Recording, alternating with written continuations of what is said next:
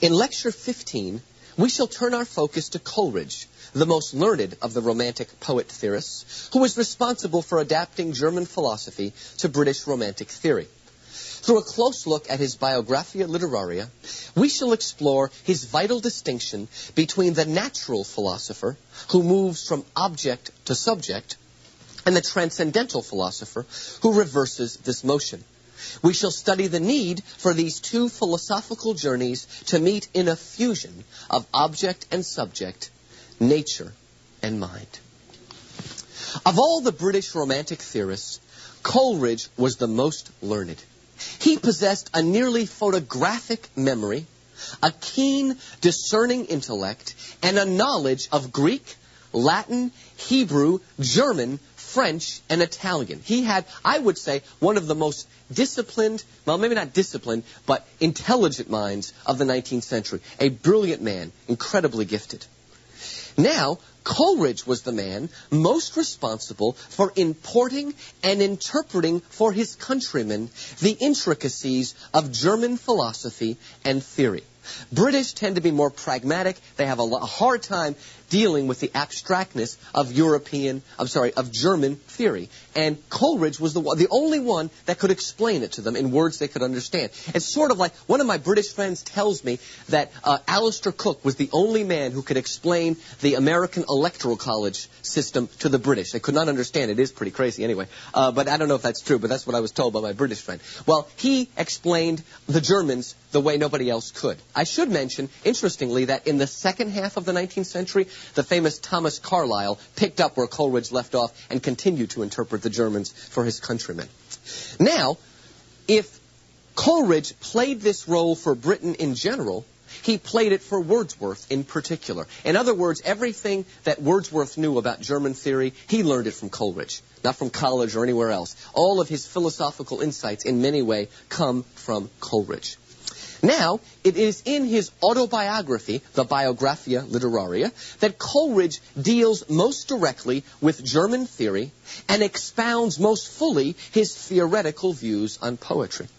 Indeed, his readings of such German philosophers as Kant, Schelling, and Fichte are so close that he has been, justifiably, often accused of plagiarism. And if you've ever read anything about Coleridge, this always pops and rears its ugly head. And by the way, that's not a new thing people were accusing of back in the 19th century. And it is true. There are some very many too close paraphrases in his work where he's pretty close to the Germans. But what I would say is that despite the very close paraphrases he uses, his work still, I believe, offers a unified, compelling, original synthesis of literary theory that renders concrete and accessible a host of German abstractions. As with Sidney, the uniqueness is in the synthesis. A lot of the ideas are borrowed, perhaps, from the Germans, but he takes those ideas and makes them work, makes them concrete, embodies them. So I would still say it's a very original work. And there's only a few chapters where the plagiarism occurs. All right. At the heart of his philosophical and theoretical views for Coleridge lies a vital distinction between two opposing but complementary types of thinkers, what Coleridge calls the natural philosopher and the transcendental philosopher. And these two philosophers, the way Coleridge describes them, go on journeys. Remember Hegel's interested in the journey of the philosopher? Well, for Coleridge, the journey of the philosopher is actually similar to the journey of the poet. They're brought together, and both natural and transcendental philosopher go on journeys. And I want to describe these two complementary rather than opposing journeys. First, the natural philosopher. The natural philosopher begins his journey, his theoretical and aesthetic education, with nature, that is, the object, and moves upward towards mind, or the subject. Remember, we're still using German philosophy. Object is the thing, nature. Subject is the mind, the perceiving mind, the self. So the natural philosopher begins down there, we might say, with the object, with nature, and moves upward to the subject, or mind. His starting point is empirical, a posteriori observations. His method of reasoning is induction, and his goal is general laws and truths. Now, that takes a lot of explanation. First of all, he's empirical because he begins with his senses, right? With all the natural things that his five senses perceive. So he begins like a John Locke, let's say, empirically. He's a posteriori because a posteriori in Latin is when you begin with the effects and move your way up to the causes. And that's what we call induction. Inductive reasoning begins with facts and figures and moves its way. A doctor uses inductive reasoning because he takes down all your symptoms, all the facts, and then moves inductively upward to arrive at a diagnosis, right? That's inductive reasoning. That's what a natural philosopher does. Although the philosopher begins down there with the facts, he wants to move up to general laws. Just like the doctor doesn't want to stay with the symptoms, he wants to move up to the diagnosis. The way Coleridge puts it is that the final end of the natural philosopher is to effect the perfect spiritualization of all the laws of nature into laws of intuition and intellect. So again, we begin with empirical observation, but we want to spiritualize it. We want to take it up into the intuitive world, up there. Now, the natural philosopher who does not complete his journey risks falling into the dead end of materialism. In other words, not all natural philosophers make it to the final point. Some of them stop halfway. And if you stop halfway, well, really, you're not a true natural philosopher. So, quote, a pseudo-natural philosopher ends up falling into materialism. Now, when I use the word materialism, I want you to think about it in philosophical terms. Materialism is not consumerism. Philosophically speaking, materialism is the belief that all that exists in the universe is matter and that the spiritual is an illusion. Of course, the perfect example of a materialist would be Karl Marx. He believed that all existed was matter, the physical world. So Marx would stop halfway. He would not spiritualize anything because he doesn't believe there's anything spiritual. All there is the material. So if you don't finish your journey, you're a materialist. Now, as you might guess, Wordsworth is an example of a true natural philosopher, as demonstrated in lyrical ballads, where he transforms the natural into the supernatural, the mundane into the exotic, observation into mystical perception. A natural philosopher sort of transfigures or apotheosizes things, takes them up into a higher realm. And again, what Wordsworth is doing in his portion of lyrical ballads is in keeping with the natural philosopher, natural to supernatural. Well, as you might guess, the transcendental philosopher is the opposite. He begins his journey, his education, with transcendent mind, the subject, and moves downward towards nature, or the object. He doesn't move from natural to supernatural. He moves from supernatural to natural. His starting point, therefore, is intuitive a priori truths. Rather than using empiricism, physical observation, he uses intuition. He thinks, he reasons, he uses logic. He follows a priori truths. Now, these truths are abstract, non-empirical ideals that are logically groundless, but only because they are the ground of everything else. In other words, these truths, some of us call them givens. These are truths that you often can't prove. They're groundless, but they're the ground of everything. The best example of this is God. I mean, I suppose you can't finally prove God, but in many systems of philosophy, if you don't have God as your given, you can't go anywhere. If a posteriori moves from effects to causes, a priori moves from causes down to effects. Now, to begin such a metaphysical journey, the transcendental philosopher must first purge his mind, a la Descartes, of all sensation by assuming what Coleridge calls an absolute scientific skepticism. Some of you are familiar with Descartes' meditations. You'll remember that the way he does that is he sits in his chair and he purges his mind of all physical, empirical things and tries to start afresh. Purge your mind and just begin with mind, with the cogito, right? The I think, therefore I am. You begin there. And then you move yourself down. One of the things I love about Descartes, he actually says that he believes that there are better proofs for the existence of God than for the existence of the world. He's a true transcendental philosopher. He really begins with the subject, with mind, with God, so to speak. Now, from this point, the transcendental philosopher moves downward deductively towards the sensual realities of the physical world. The opposite of induction is deduction. Deduction is when you begin with a general truth or observation and work your way down. Those of you familiar with syllogisms in logic, syllogisms follow deductive reasoning. By the way, deductive and inductive reasoning was invented by Aristotle, that systematic man who gave us the beginning of everything, interestingly enough. Anyway, in other words, if the natural philosopher is seeking a transfiguration, the transcendental philosopher is seeking incarnation. And we've used that word so many times now, an embodying of a spiritual truth. In fact, the ultimate goal of the transcendental philosopher is to incarnate the universal in the concrete. Now, there's a danger. Remember we said natural philosophers who stop halfway become materialists? Well, the transcendental philosopher who does not complete his journey risks falling into the abyss of idealism. Now again, I want to use the philosophical word, idealism, not just somebody that has fancy ideas.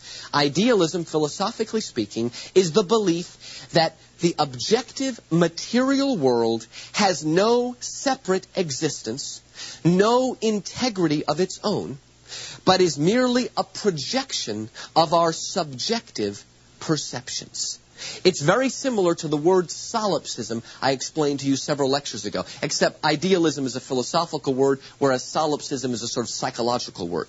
If you want a name, the famous German philosopher Fichte, I haven't talked about him, but he's the perfect example of idealism. Again, an idealist, instead of denying the spiritual world, almost basically denies the physical world. The material world is just a projection of the mind. So that's the danger for the transcendental philosopher. Now, as you might guess, Coleridge is an example of a true transcendental philosopher, as demonstrated in his contributions to lyrical ballads. Think about it. The treatment of supernatural events in such a way as to render them natural. Right? If Wordsworth's half of lyrical ballads is natural philosophy, Coleridge's half is transcendental philosophy. It begins with the supernatural and moves to the natural.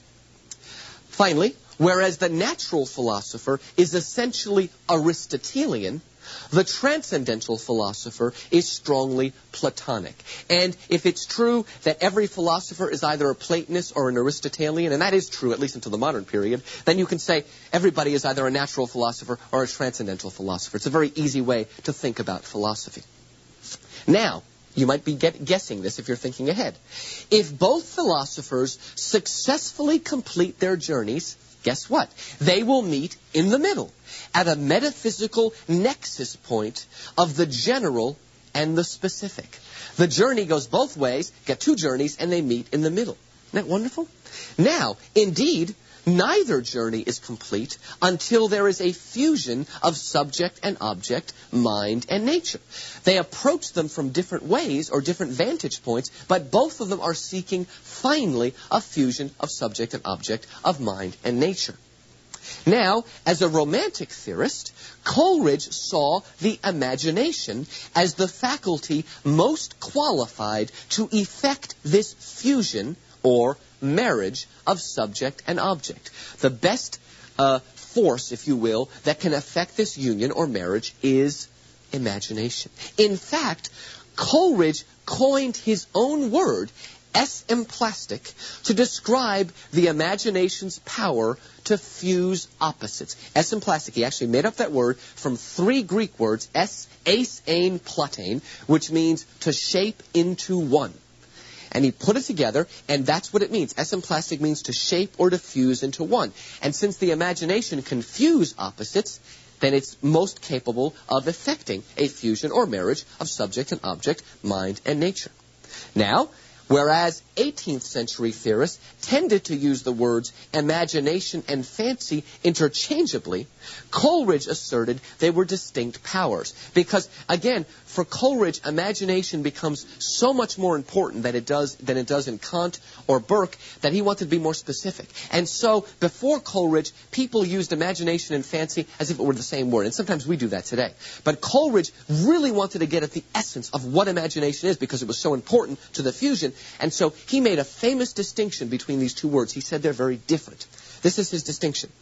The fancy is a lesser, limited power that can only shift images around into new patterns. When we're fanciful, we take ideas and shift them around. That's sort of what Kant and Burke meant by imagination. What they meant by imagination, Coleridge says, no, that's only fancy. Imagination is a freer, more vital power.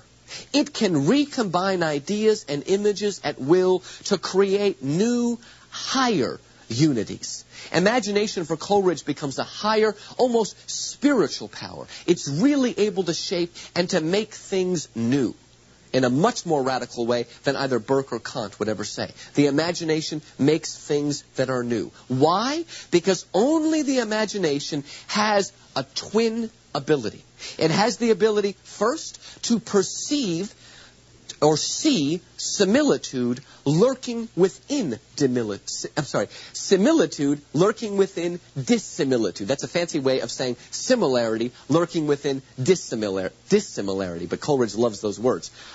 In other words, imagination, if I have an imaginative perceptive power, I can look at different things and see deeper what is similar. I can look at multeity and see unity there. So the imagination first has a perceptual power to see the similarity. Then it has the synthetic power to fuse and reconcile opposites into one. Imagination is no good if it can only see it. It has to not only see the unity, but it has to be able to produce it by unifying or synthesizing all those multiple things into a single thing. So that's why the imagination is central to all romantics.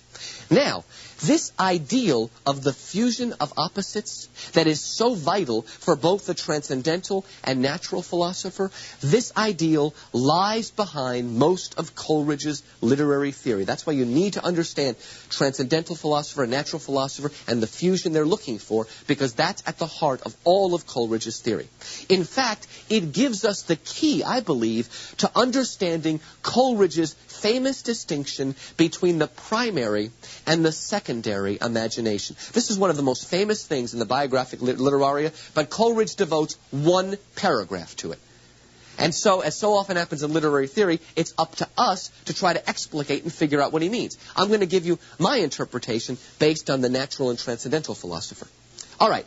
What is the primary imagination? According to Coleridge, the primary imagination occurs when our own individual subjective consciousness is passively inspired by the absolute self-consciousness of God. He says the primary imagination is an echo in the finite mind of the infinite. This is kind of difficult. Think about God as the ultimate subjective mind. Whenever Coleridge talks about God, he uses God's name from the book of Genesis, or Exodus rather, I am that I am. God is the ultimate self-consciousness, the ultimate subject. And in the primary imagination, that self-consciousness, that infinite self-consciousness of God is echoed in our finite self-consciousness.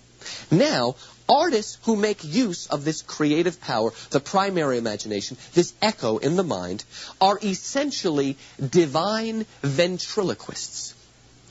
Poet-prophets who receive direct inspiration from above and respond passively with a song or a poem. In other words, this idea of possession or being a prophet where we're taken over and we are actually a mouthpiece for God or the divine, we're ventriloquized, we're the dummy, so to speak.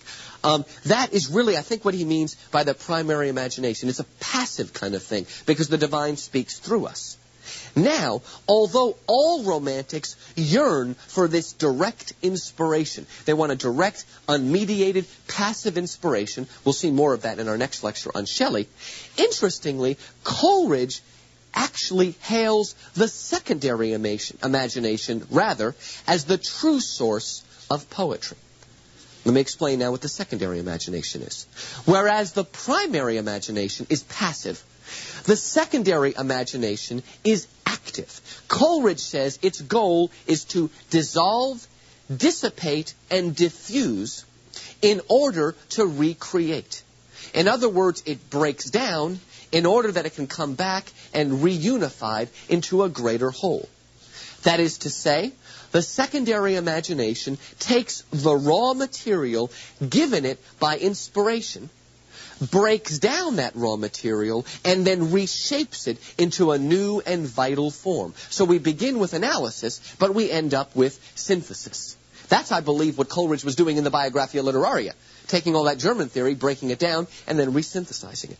And I'm going to show you now that it is precisely the esemplastic power of the secondary imagination that enables poets to create three things: organic wholes, symbols, and concrete universals. And all three of these terminologies are central to Coleridge. And I want to spend the rest of this lecture defining those three things. Now that we understand Transcendental Philosopher, Natural Philosopher, the need for synthesis, and how that's linked to the secondary imagination, I'm going to explain these three phenomena. First, the organic whole.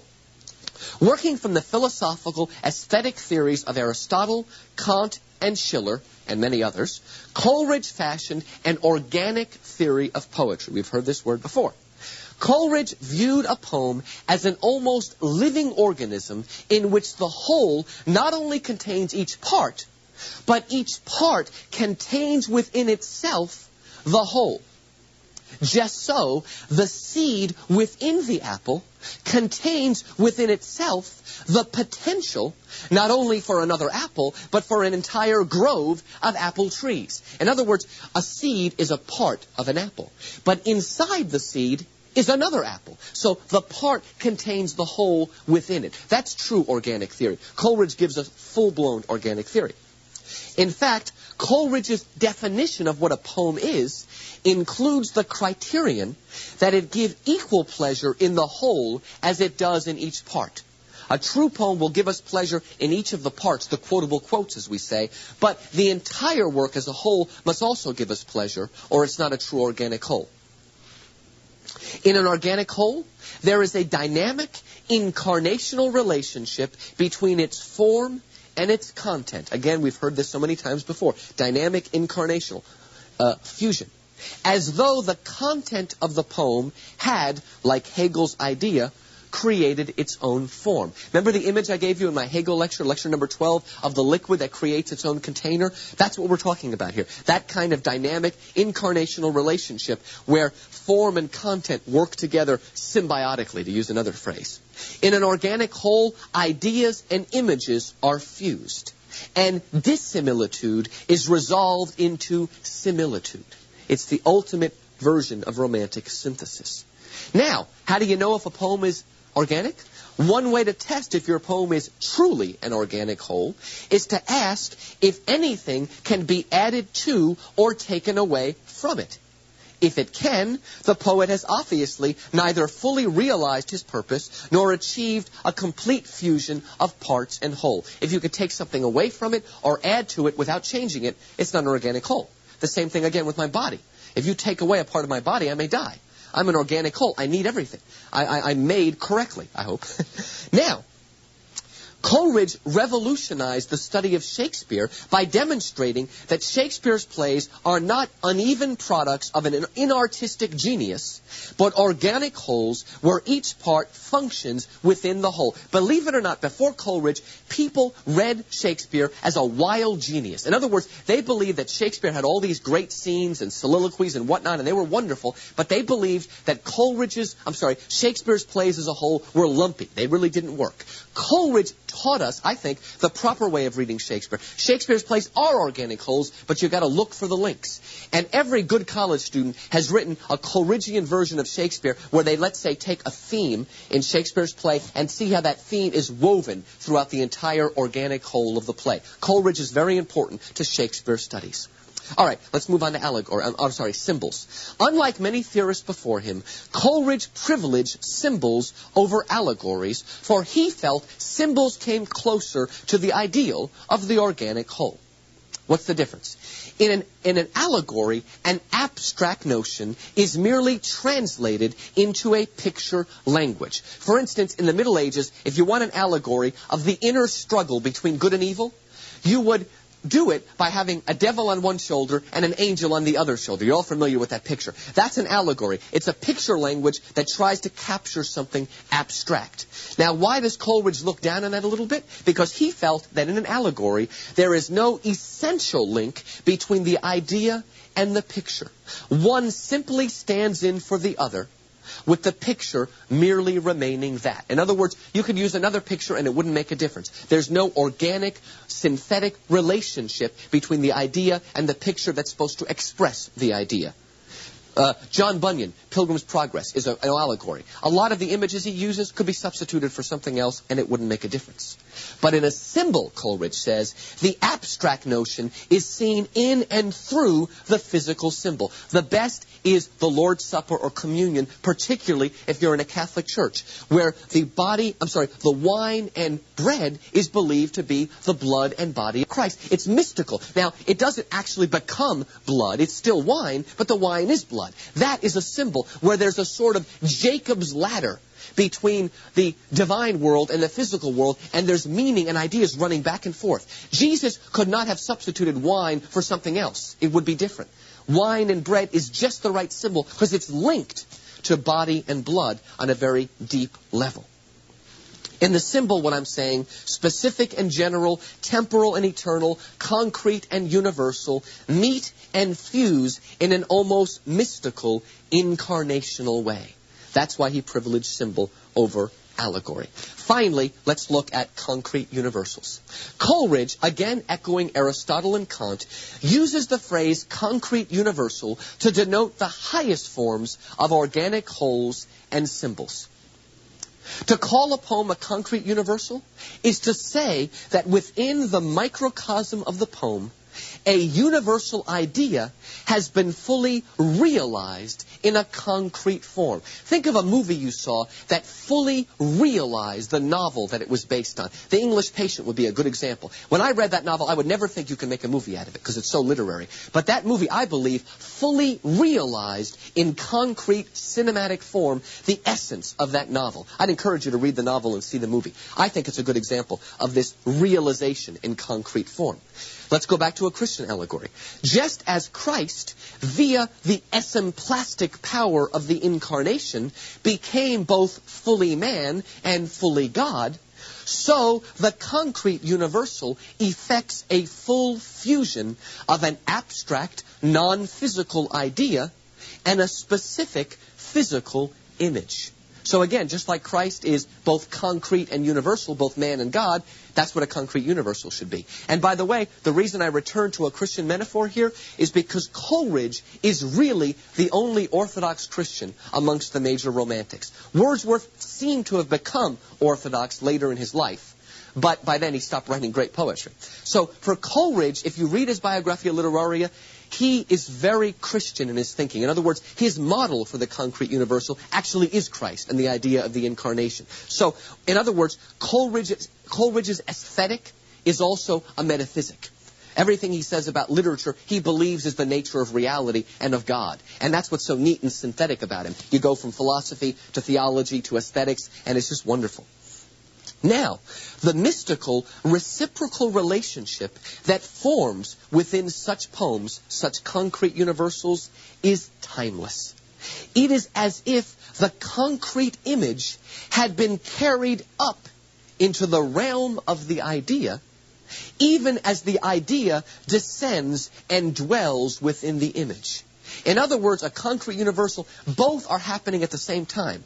The universal is coming down and embodying or concretizing itself, and at the same moment, the concrete is moving up and losing itself in the universal. Do you see the link to the beginning of this lecture? Natural philosopher and transcendental philosopher. In the same way that their two journeys meet at that nexus point, that metaphysical union of subject and object, mind and nature, that's what a concrete universal does. It is the full embodiment, we might say, of that dual complementary journey. Again, I find Coleridge's theory just wonderful, and it just goes off in so many directions, and it's so complete. Like I said, it takes in so many areas of thought. All right, in our next lecture, we will conclude British Romanticism by looking at Percy Bysshe Shelley's great defense of poetry.